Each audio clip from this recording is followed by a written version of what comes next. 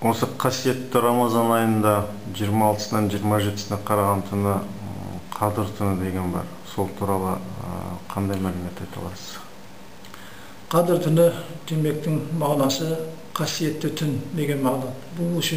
Бұл не үшін қасиетті түн деп аталған? Өйткені Құран-ы Кәрімде осы түн жөнінде айтылған арнайы сүре бар. Бисмиллахир-рахманир-рахим. Инна анзалнаху фи лейлатил қадр. Расында біз осы қасиетті Қадыр түні, қасиетті түнді қасиеттілігімен не түсірдік дейді? Құранды түсірдік. Құран түсірілген түн. Пайғамбарымыз саллаллаху алейхи уассаламға пайғамбарлық келген күн. Міне осы күн Лейлатул Қадри хайрун мин альфи шахр. Көрдіңіз бе? Яғни бұл Қадыр түні 1000 айдан да артық. Не үшін? Өйткені бұл айда тек қана ізгі амалдардың барлығы еселеніп, сауабы еселеніп жазылатын айлардың бірі.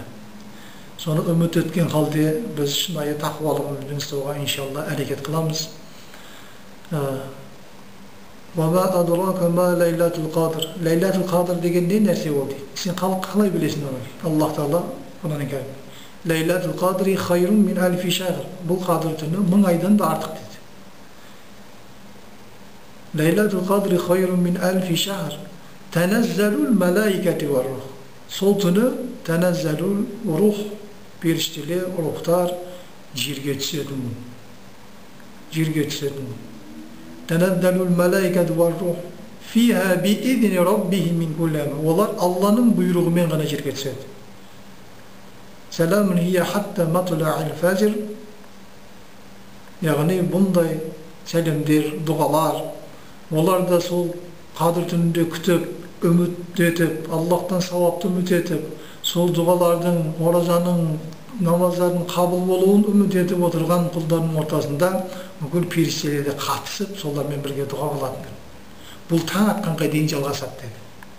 Сондықтан біз осы Қадыр түні таң атқанға дейін отырып, тарауых намазын оқып, уағыздарды тыңдап, Құран оқып, жақсы ғибадаттармен, көркем қарым-қатынастармен бір-бірлерімізді сондай бір құлшылықта отыратын күнді ғанибет біліп, соның қадір қасиетін біліп, сондай сауапты үміт еткен халде отыратын болсақ, иншалла, Аллах өзі уәде берген сыйлықты баршаларымызға нәсіп етеді деген үлкен үміттеміз.